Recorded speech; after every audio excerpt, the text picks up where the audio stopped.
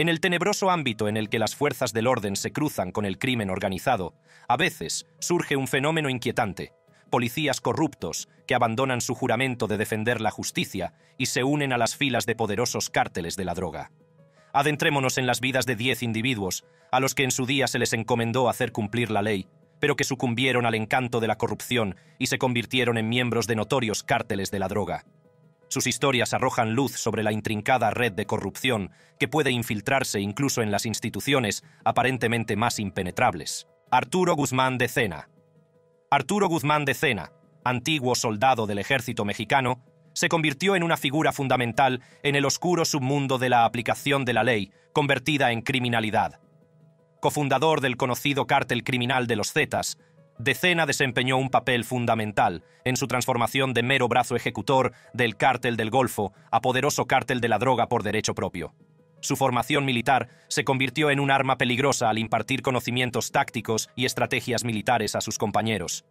Bajo el liderazgo de Cena, los Zetas desataron el terror en todo México. Se dedicaban al tráfico de drogas, la extorsión, el secuestro y otros delitos atroces, y mostraban poca consideración por la vida humana o el Estado de Derecho. Los antecedentes militares de Cena proporcionaron a los Zetas una ventaja estratégica que les permitió superar a sus rivales y a la policía. Las brutales tácticas de los Zetas conmocionaron a todo el país. Infundieron miedo en las comunidades, socavando la sensación de seguridad que las fuerzas del orden deben mantener. La naturaleza despiadada de Cena y su capacidad para ganarse la lealtad de sus subordinados contribuyeron a la rápida expansión y dominio de los Zetas en el panorama criminal. La influencia de los Zetas alcanzó niveles sin precedentes a medida que penetraban en diversos aspectos de la sociedad. Sus conexiones dentro de las fuerzas del orden les permitieron infiltrarse en los departamentos de policía, corromper a los agentes y obtener información valiosa para evitar detenciones. Su exposición a las tácticas y la disciplina militares convirtió a los Zetas en una fuerza formidable, capaz de ejecutar con precisión operaciones bien coordinadas. Uno de los acontecimientos más horribles asociados a Arturo Guzmán de Cena fue la masacre de Nuevo Laredo en enero de 2005. En un intento de afirmar su dominio, los Zetas desataron un reino de terror, atacando a bandas rivales e incluso a civiles inocentes. La participación estratégica de Cena en la orquestación de este derramamiento de sangre dejó una marca indeleble en la región, proyectando una larga sombra de miedo y desesperación. En otro caso, el mundo retrocedió horrorizado cuando salió a la luz la masacre de San Fernando, ocurrida entre agosto de 2010 y abril de 2011. Se reveló que el cártel había secuestrado y asesinado sin piedad a cientos de migrantes. La participación activa de Cena en estos atroces actos consolidó su reputación de ejecutor despiadado, sumiendo a innumerables familias en un dolor inconsolable. En su afán de extorsión, los Zetas atentaron contra un casino de Monterrey, México, en agosto de 2011, lo que se cobró la vida de 52 personas inocentes. El mundo asistió incrédulo a la tragedia, que puso de manifiesto el absoluto desprecio del cártel por la vida humana y el aterrador alcance de su poder. Sin embargo, el reino del terror de los Zetas acabó llamando la atención de las autoridades mexicanas. En 2002, Arturo Guzmán de Cena encontró un final violento durante un enfrentamiento con marines mexicanos. Su muerte, aunque supuso una sensación de justicia para algunos, reveló la profundidad de la corrupción en el seno de las fuerzas de seguridad y los complejos retos a los que se enfrenta el desmantelamiento de las organizaciones criminales. Julián Leizaola. Julián Leizaola, ex policía mexicano, fue aclamado como una figura dura e inflexible de las fuerzas del orden. Obtuvo reconocimiento por sus tácticas agresivas en la lucha contra el crimen organizado, especialmente en la ciudad fronteriza de Tijuana. Sin embargo, como dice el refrán, el poder corrompe y el poder absoluto corrompe absolutamente, el compromiso de Leizaola con la justicia acabó por desmoronarse, llevándole por un oscuro camino hasta el abrazo de un cártel de la droga. Leizaola empezó su carrera en la policía, ascendiendo en el escalafón gracias a su dedicación y a una implacable persecución de los delincuentes. En 2008 fue nombrado jefe de policía de Tijuana, una ciudad asolada por la violencia relacionada con el narcotráfico y los cárteles que se disputan el control de las lucrativas rutas de contrabando hacia Estados Unidos. Al principio, Leizaola se ganó la reputación de agente incorruptible, conocido por su firme postura contra la delincuencia y su compromiso inquebrantable con el restablecimiento del orden en Tijuana. puso en práctica tácticas agresivas, dirigiendo la represión de los cárteles de la droga y realizando detenciones de alto nivel. Su implacable búsqueda de la justicia le valió tanto elogios como críticas. Algunos lo aclamaron como un héroe, mientras que otros expresaron su preocupación por posibles violaciones de los derechos humanos. Sin embargo, a medida que crecían el poder y la influencia de Leizaola, también lo hacía su lado oscuro. Empezaron a surgir rumores sobre su implicación en actividades extrajudiciales y violaciones de los derechos humanos. Las acusaciones de tortura y uso excesivo de la fuerza empañaron su reputación y pusieron en duda su compromiso con el cumplimiento de la ley. Fue durante este periodo de escrutinio cuando surgió la conexión de Leizaola con un cártel de la droga. Las investigaciones revelaron que se había enredado con el cártel de Sinaloa, una de las organizaciones criminales más poderosas de México. Se cree que la alianza de Leizaola con el cártel estaba impulsada por el deseo de obtener beneficios personales y protección frente a sus enemigos dentro de las fuerzas de seguridad.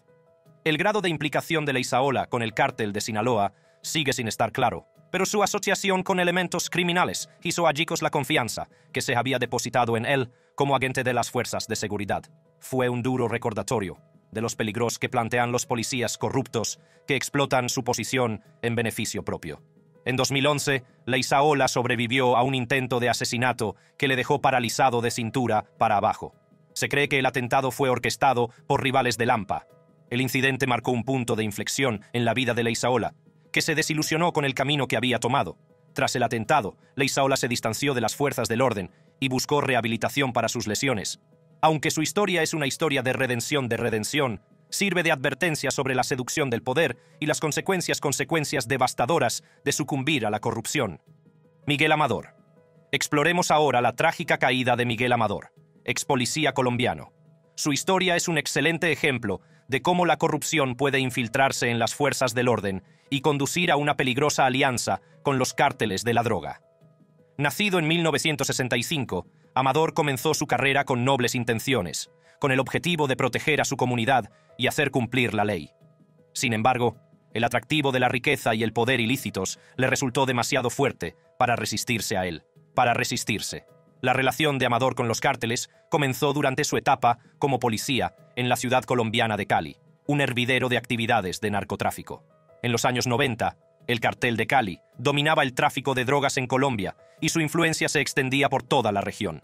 Como agente de policía que operaba en este entorno, Amador conoció de primera mano las enormes cantidades de dinero y la influencia que ejercían los cárteles. Impulsado por la codicia y el deseo de un estilo de vida más lujoso, Amador cedió a las tentaciones de los cárteles de la droga. Se enredó con el cártel de Cali, aprovechando su posición y sus conocimientos internos para facilitar sus operaciones delictivas.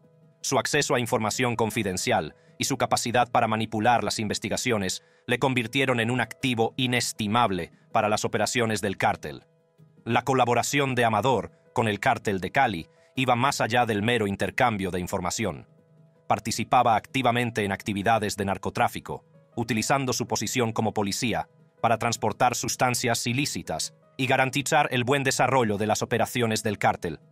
Su participación en actividades delictivas erosionó la confianza depositada en él por sus colegas y por la comunidad a la que había jurado proteger. El narcotráfico se generalizó y desgarró familias y comunidades. Violentas guerras territoriales estallaron cuando el cártel luchó despiadadamente por controlar lucrativos territorios, dejando a su paso un reguero de sangre y devastación. La población de Cali vivía en un miedo constante a medida que se estrechaba el cerco del cártel. Secuestros, extorsiones y espeluznantes actos de violencia se convirtieron en una sombría realidad para los residentes, que se vieron atrapados en una ciudad consumida por la criminalidad. La ciudad, antaño próspera, se convirtió en una sombra de lo que fue, atormentada por las acciones del cártel y de quienes habían traicionado su deber de proteger. La corrupta alianza entre Amador y el cártel de Cali llegó a su fin en 1995, cuando las autoridades colombianas, con ayuda de organismos internacionales, lanzaron una gran operación contra el cártel. Un buen número de miembros de alto rango, incluido Amador, fueron detenidos en 2008 y puestos a disposición judicial. Su detención sirvió para recordar que ningún individuo está por encima de la ley, ni siquiera aquellos que en su día se encargaron de hacerla cumplir. Jorge Eduardo Costilla Sánchez. El siguiente policía bueno que se ha vuelto malo es Jorge Eduardo Costilla Sánchez. Eduardo, también conocido como el COS, era un ex policía mexicano que cumplía el juramento hasta que se unió al Cártel del Golfo.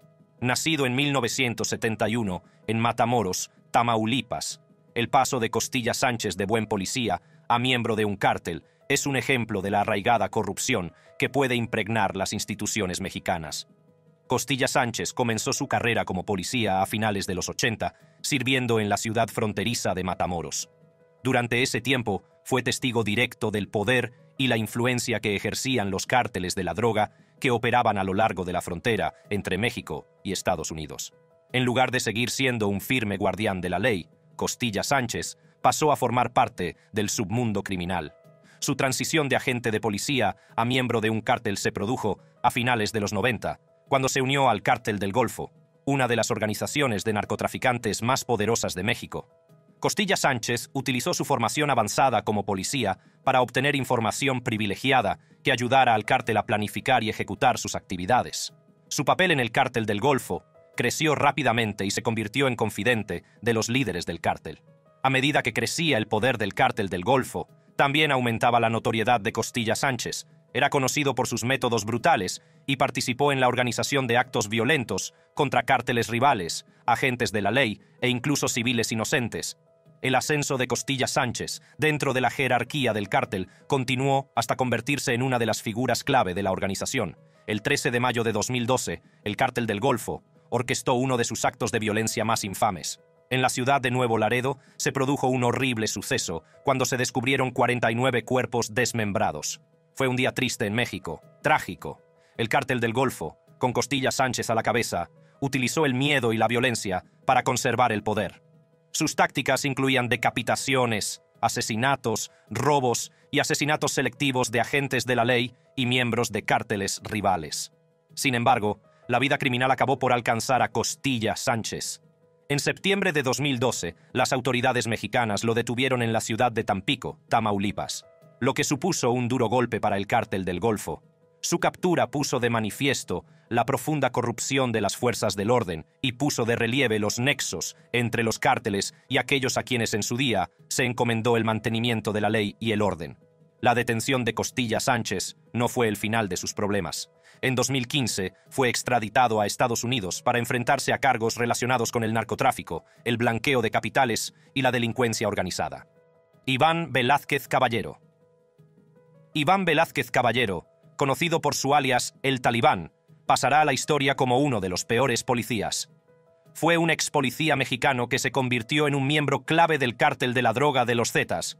Su historia no concuerda con el dicho «vive en la verdad, la justicia y la prudencia», sino que muestra la peligrosa convergencia de las fuerzas del orden y el crimen organizado, poniendo de relieve los problemas sistémicos que contribuyen a la corrupción dentro de las fuerzas policiales mexicanas. Nacido en 1973, Velázquez Caballero se dedicó inicialmente a hacer cumplir la ley, ingresando en la Policía Judicial Federal mexicana. Sus primeros días en la policía parecían prometedores, pero el atractivo del poder, la riqueza y el lujoso estilo de vida acabaron por desviarle del camino. La transformación de Velázquez Caballero comenzó cuando se unió a las filas de los Zetas, un famoso cártel de la droga conocido por su brutalidad e influencia. Su formación y su conocimiento de la ley y las prácticas tácticas le convirtieron en un activo criminal para el cártel, permitiéndole explotar el sistema y eludir su captura. Bajo la tutela de Arturo Guzmán de Sena, uno de los fundadores de los Zetas, Velázquez Caballero se convirtió rápidamente en un miembro notable del cártel. Su participación en las actividades del cártel abarcó desde el tráfico de drogas hasta la realización de actos de violencia contra cárteles rivales e incluso contra compañeros policías, que suponían una amenaza para sus operaciones. Lo que diferenciaba a Velázquez Caballero era su crueldad y dedicación a la causa de los Zetas. Orquestó numerosos ataques contra las fuerzas del orden, incluido el descarado asesinato del jefe de policía de Nuevo Laredo en 2005. Los Zetas eran conocidos por numerosas actividades inhumanas, como decapitaciones, muestras públicas de violencia, robos y asesinatos selectivos de civiles inocentes, miembros de cárteles rivales y agentes de policía. Uno de los terribles sucesos del cártel de los Zetas, bajo el liderazgo de Velázquez Caballero, ocurrió el 23 de agosto de 2010. En la ciudad de San Fernando, Tamaulipas, se descubrió una fosa común con los cadáveres de 72 migrantes, brutalmente asesinados por negarse a trabajar para el cártel. En 2012, las autoridades mexicanas detuvieron a Velázquez en San Luis Potosí tras un largo intento. Su detención fue una gran victoria para las autoridades mexicanas. Para los Zetas, afectó a su capacidad operativa y puso al descubierto la intrincada red de corrupción que había permitido prosperar al cártel. Tomás Moro Rodríguez. El siguiente policía corrupto que se convirtió en miembro de un cártel es Tomás Moro Rodríguez. Tomás es otro ex policía colombiano que se encontró controlando un peligroso cártel de la droga. Tomás Moro Rodríguez nació en 1968 en Medellín. Emprendió su carrera policial con un fuerte sentido del deber, impulsado por un arraigado compromiso de defender la justicia y garantizar la seguridad de su nación. Demostró una dedicación inquebrantable en sus comienzos, trabajando sin descanso hasta que dio un giro que arruinó su vida. Como agente de policía convertido en miembro del cártel, Moro Rodríguez proporcionó información confidencial y protección al cártel de Medellín. Participó en actividades de narcotráfico, evadiendo eficazmente a las fuerzas del orden y facilitando las empresas delictivas del cártel. La implicación de Moro Rodríguez con el cártel de Medellín iba más allá del apoyo logístico. Desempeñó un papel activo en la violencia y la intimidación, recurriendo a medidas extremas para proteger los intereses del cártel. Sus acciones incluyeron la organización de asesinatos y la participación en brutales actos de violencia contra miembros rivales del cártel y sus colegas de la policía. Uno de los sucesos más terribles que se recuerdan del cartel de Medellín, en el que Moro Rodríguez desempeñó un papel importante, ocurrió el 6 de diciembre de 1989. El cártel planeó el atentado contra el vuelo 203 de Avianca, un avión comercial, en el que murieron las 107 personas que iban a bordo. Este acto de terror se llevó a cabo en un intento de asesinar a un candidato presidencial que viajaba en el vuelo. Para reforzar su maldad, el cartel de Medellín, incluido Moro Rodríguez, era conocido por su implicación en la producción y distribución de cocaína a gran escala. Controlaban una parte significativa del comercio mundial de drogas, alimentando la adicción y la violencia en varios países. El 27 de noviembre de 1989 tuvo lugar otro horrible suceso, perpetrado por el cartel de Medellín, conocido como el asedio al Palacio de Justicia. El cártel planeó un ataque contra la Corte Suprema de Justicia de Colombia, que desembocó en un violento enfrentamiento con el ejército. El asedio se cobró la vida de más de 100 personas, entre jueces, magistrados de la Corte Suprema y civiles inocentes, atrapados en el fuego cruzado. La caída del cartel de Medellín se produjo con la muerte de Pablo Escobar en 1993. Con la desaparición del líder del cártel, los antaños sólidos cimientos del Moro Rodríguez empezaron a desmoronarse. Las autoridades colombianas intensificaron sus esfuerzos para desmantelar la organización, lo que condujo a la captura y procesamiento de miembros clave, incluido el Moro Rodríguez. La detención de Moro Rodríguez marcó un punto de inflexión en su vida. Le obligó a enfrentarse a las consecuencias de sus actos y a la traición de su deber jurado de defender la ley. Fue juzgado por su implicación en el tráfico de drogas y otras actividades delictivas, lo que le valió una importante condena de prisión. Pedro Antonio Bermúdez Suaza. Pedro Antonio Bermúdez Suaza comenzó su andadura como un joven idealista con aspiraciones de servir y proteger a su país. Se incorporó al cuerpo de policía con el auténtico deseo de marcar la diferencia. A lo largo de su carrera, Bermúdez Suaza demostró dedicación y competencia, ganándose el respeto de sus colegas y superiores. Con cada operación y detención con éxito, parecía ser un agente ejemplar en el camino hacia un futuro prometedor, Sin embargo, como dice el refrán, el camino al infierno está empedrado de buenas intenciones. En el caso de Bermúdez Suaza, el camino hacia la corrupción comenzó cuando conoció el seductor mundo de los cárteles de la droga. Tentado por las promesas de poder, riqueza y una vida más allá de sus sueños más salvajes, Bermúdez Suaza sucumbió lentamente al encanto del crimen organizado y empezó a trabajar con algunos cárteles mexicanos y colombianos. El cártel de Juárez es uno de los cárteles con los que trabajó. Al principio, pudo haber racionalizado su implicación como un medio para obtener información o proteger a sus seres queridos. Pero con el tiempo, la línea entre policía y criminal se difuminó y se encontró hundiéndose cada vez más en las garras del cártel. La transición de Bermúdez Suaza de agente de confianza a miembro del cártel marcó un punto de inflexión en su vida. Se vio envuelto en una red de corrupción en la que la lealtad a la placa fue sustituida por la lealtad a una empresa criminal. Su conocimiento de los procedimientos policiales, las redes y los puntos débiles se convirtió en algo muy valioso para las operaciones del cártel. A través de sus conexiones, facilitó el tráfico de drogas y el blanqueo de dinero, y protegió las actividades ilícitas de la organización. El 31 de enero de 2010, el cártel de Juárez ejecutó la masacre de Villagrán. En un ataque despiadado, miembros armados del cártel irrumpieron en una fiesta en una casa de Villagrán, Ciudad Juárez. Sin ningún respeto por la vida humana, abrieron fuego contra los desprevenidos juerguistas, dejando tras de sí una escena de carnicería inimaginable. 15 jóvenes vidas quedaron truncadas, grabando para siempre este atroz acto en los anales del terror del cártel. Avanzando hasta el 15 de septiembre de 2008, se produjo el atentado del Día de la Independencia. En este día de celebración, el cártel de Juárez desencadenó un ataque coordinado en Ciudad Juárez.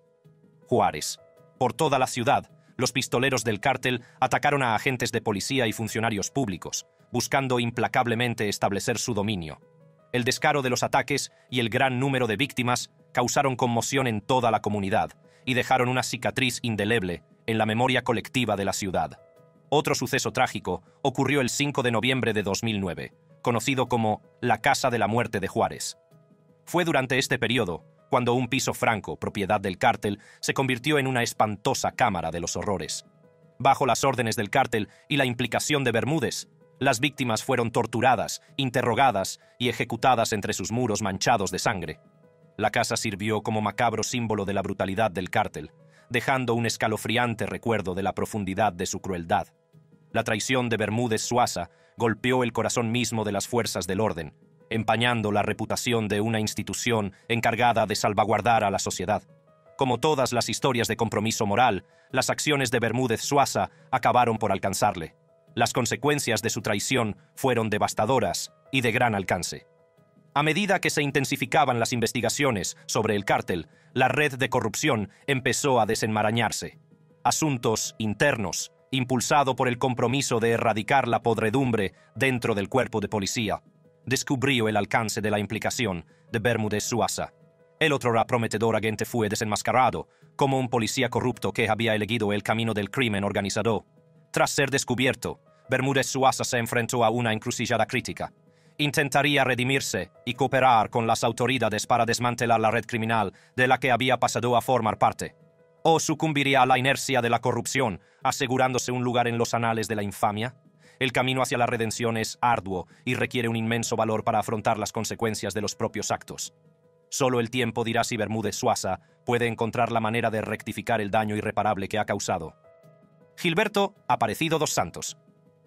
El siguiente es Gilberto Aparecido dos Santos, conocido comúnmente como Fumiño, un ex policía brasileño que se transformó en un miembro de alto rango del tristemente célebre primer comando del cártel de la droga de la capital, también conocido como el PCC. Su periplo desde la defensa de la ley hasta la delincuencia pone de manifiesto la facilidad con la que los malos policías pueden mostrar su verdadero color en poco tiempo. Dos Santos empezó su carrera como policía en Sao Paulo, Brasil, con la intención de servir y defender la ley. ¿Y qué cambió? Dos Santos quería subir de nivel y al mismo tiempo no pudo resistirse a la gran oferta del PCC. Al final, se unió al PCC, uno de los mayores y más poderosos carteles de la droga de Brasil. Para contribuir al éxito del cartel del PCC, Dos Santos utilizó su influencia para dar poder al PCC. Proporcionó la información que necesitaba el cártel para llevar a cabo sus actividades sin problemas. Dos Santos aprovechó sus contactos en la policía para informar al cártel de las investigaciones en curso y de posibles amenazas. La implicación de Dos Santos con el PCC iba más allá del suministro de información. Participó activamente en otras actividades delictivas llevadas a cabo por el PCC. Algunas de estas actividades son las operaciones de narcotráfico del cártel y la coordinación del transporte y la distribución de sustancias ilícitas. Su experiencia previa en la aplicación de la ley le dio ventaja para evitar ser detectado y burlar a las bandas rivales y a las autoridades. La influencia y el poder del PCC crecieron rápidamente, al igual que el estatus de Dos Santos dentro de la organización. Se convirtió en una de las figuras clave del cártel, supervisando diversas actividades delictivas y expandiendo el alcance del PCC por todo el país. La capacidad de Dos Santos para compaginar el mundo policial y el de la delincuencia organizada puso de manifiesto la porosidad de las fronteras entre ambos. Uno de los acontecimientos inolvidables relacionados con el PCC, en el que participó Moro Rodríguez, tuvo lugar el 18 de abril de 2001. En una muestra descarada de su dominio, el cártel desencadenó una serie de atentados coordinados por todo Sao Paulo. Los ataques tuvieron como objetivo comisarías de policía, bancos y edificios públicos. Esto no termina aquí. El 12 de mayo de 2006, En un acto audaz, el cártel orquestó una serie de levantamientos coordinados en las cárceles de São Paulo, que dieron lugar a una ola de disturbios y violencia. Los enfrentamientos entre facciones rivales y las fuerzas del orden se cobraron la vida de más de 40 personas, entre reclusos y personal de seguridad. En 2018, el reinado criminal de Dos Santos llegó a su fin cuando las autoridades brasileñas lo capturaron tras una larga persecución que duró años.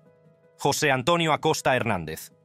Otro policía corrupto que se unió al cártel es José Antonio Acosta Hernández. Antonio fue una vez policía en México. Se unió al lado oscuro de la ley y se involucró profundamente con los cárteles de la droga. Su historia es otra historia de la gracia a la hierba. Nacido en México, Acosta Hernández ingresó inicialmente en la policía y juró proteger y servir a su nación. Sin embargo, las tentaciones del poder, la riqueza y las actividades ilícitas le llevaron poco a poco por un camino traicionero. El descenso de Acosta Hernández a la delincuencia comenzó cuando estableció contactos con los cárteles de la droga, principalmente con la organización Beltrán Leiva, también conocida como OBL. Como agente de policía, aprovechó su posición para proporcionar información vital y protección a la organización criminal. Compartió información sobre operaciones policiales, lo que ayudó a la OBL a ganar más poder. Llevaron a cabo varias actividades ilegales que provocaron la muerte de varias personas. Se convirtió en un instrumento vital para la OBL. Gracias a su experiencia, fue posible transportar y distribuir fácilmente drogas ilegales. La organización Beltrán Leiva, conocida por sus tácticas violentas y despiadadas, ganó mucho poder e influencia con la ayuda de Acosta Hernández. El cártel amplió sus operaciones, extendiendo su alcance a varias regiones y solidificando su control sobre las rutas del narcotráfico. El 11 de diciembre de 2008, la organización Beltrán Leiva, con la participación de Acosta Hernández, protagonizó un suceso espeluznante. El cártel atacó el cuartel general del TSIS V Batallón de Infantería del Ejército Mexicano en Michoacán. Este impactante asalto se saldó con un feroz tiroteo que se cobró la vida de numerosos soldados y dejó una cicatriz en las fuerzas de seguridad del país. Acosta Hernández y su grupo no dejaron de aterrorizar a México. Otro acontecimiento devastador relacionado con la organización Beltrán Leiva tuvo lugar el 25 de agosto de 2010. En la ciudad de Monterrey, México, el cártel orquestó un terrible incendio en un casino, cuyo objetivo era el Casino Royal. El incendio provocado se cobró la vida de 52 personas inocentes que se encontraban atrapadas en su interior, truncadas en un acto de violencia sin sentido. Sin embargo, las actividades delictivas de Acosta Hernández no pasaron desapercibidas. En 2010, las autoridades mexicanas lo detuvieron. Su detención sacó a la luz mucha información sobre la organización Beltrán Leiva, desbaratando sus operaciones y debilitando su control sobre el tráfico ilícito de drogas. Si quieres verme exponer aún más actividades sucias de los bajos fondos, haz clic en una tarjeta de tu pantalla. Créeme, no estás preparado para el siguiente vídeo.